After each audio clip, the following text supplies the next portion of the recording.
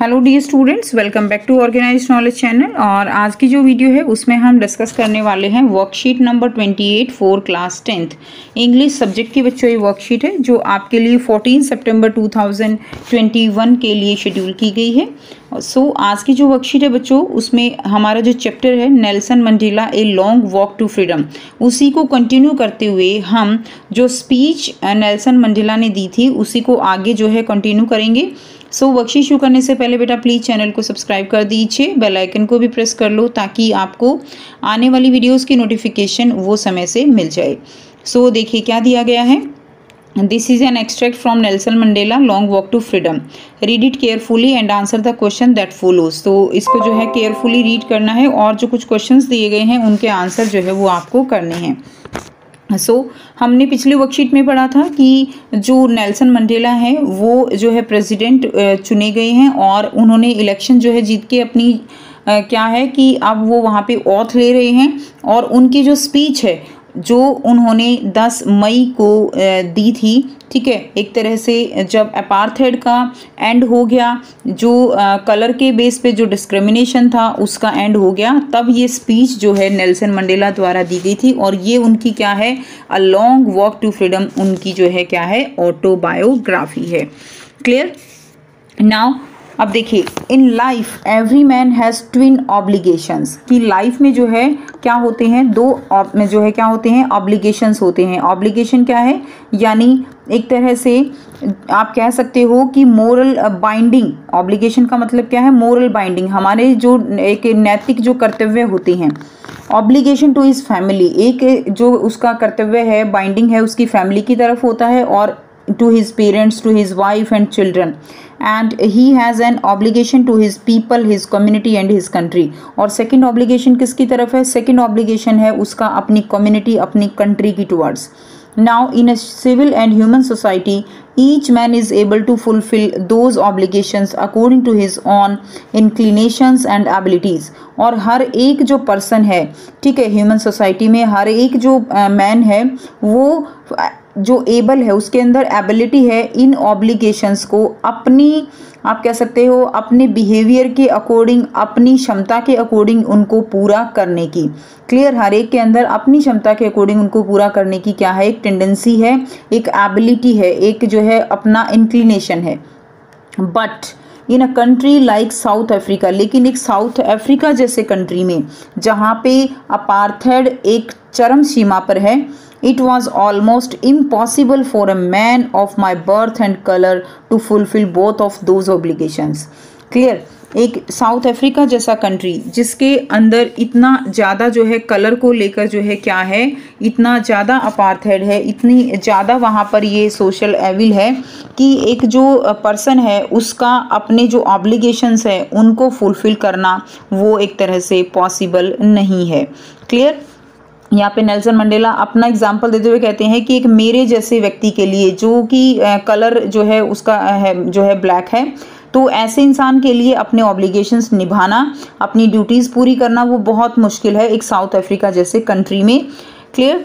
Now in South Africa a man of colour who attempt to live as a human being was punished and isolated. South Africa जो है, South Africa में colour के base पे जो लोग हैं, clear, उनको क्या किया गया, उनको पनिश किया जाता एंड आइसोलेट, और उनको जो है एक तरह से बिल्कुल अलग थलग किया गया।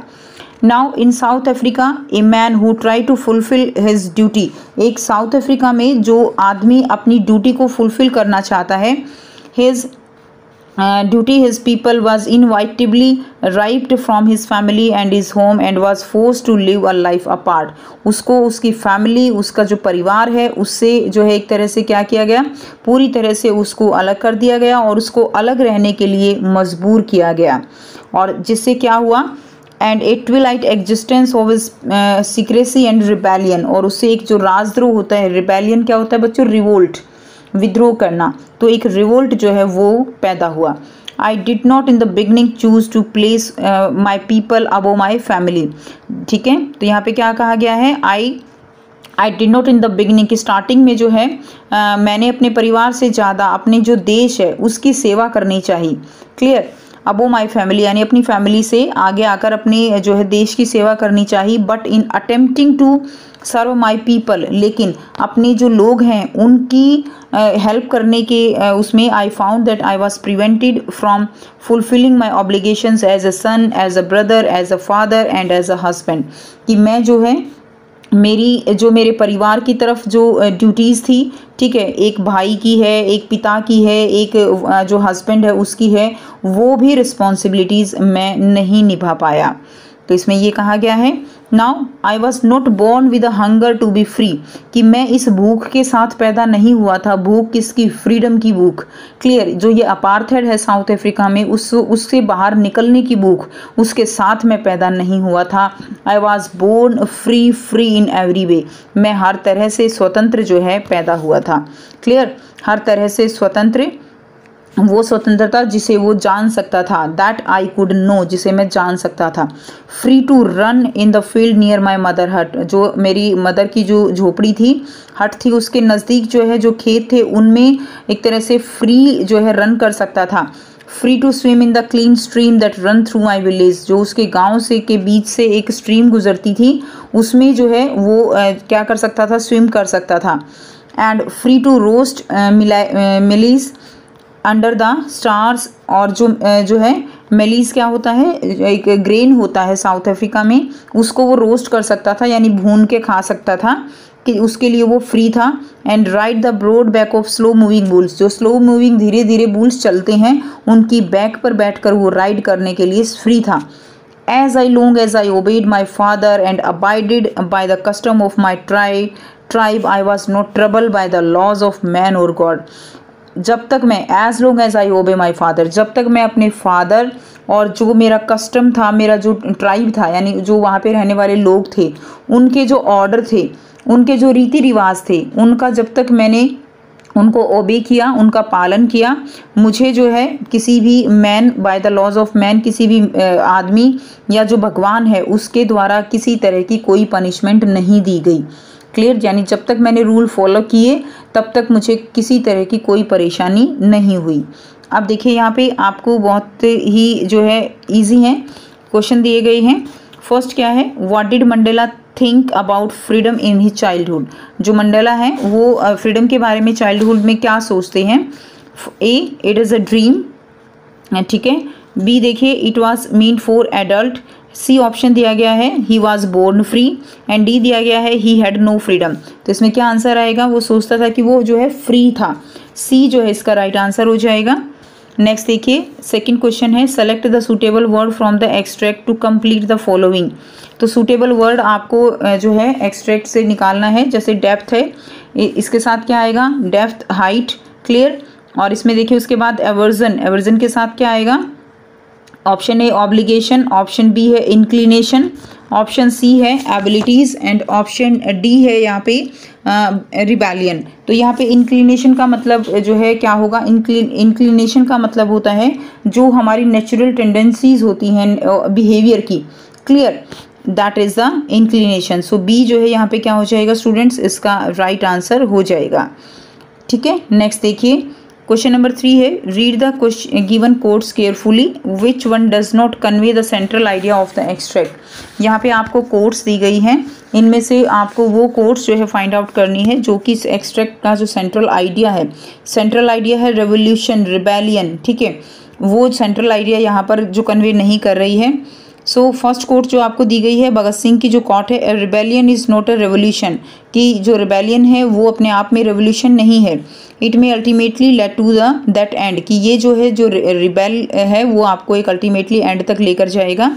सेकंड है H L. Mencken, it does not take a majority to make a rebellion, it takes only a few determined leader and a sound cause, ठीक है। तो कुछ लोगों का ग्रुप जो है वो क्या है? रिबेलियन है, जो कुछ लीडर्स हैं, clear, and make a sound cause. तो ये भी जो है इस सेंट्रल आइडिया एक्सट्रैक्ट का शो करता है।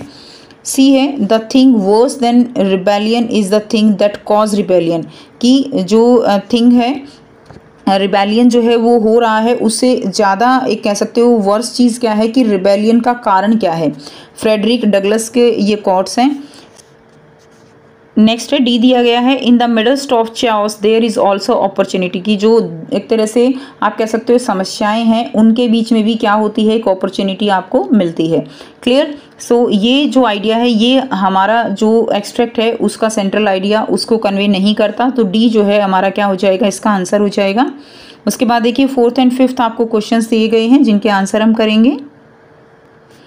क्वेश्चन फर्स्ट है, what are the twin obligations that every man has in life, की जो 2 ऑब्लिगेशंस हैं वो जो हर एक आदमी की जो है लाइफ में होते हैं। सो आंसर दिया गया है, 1 obligation is to one's family, parents, wife and children.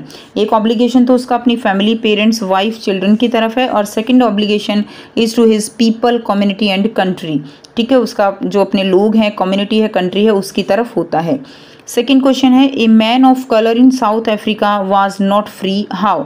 So in South Africa there was a system of racial discrimination and black people did not have any right, कि जो वहाँ के ब्लैक पीपल है उनको किसी तरह के कोई राइट नहीं थे।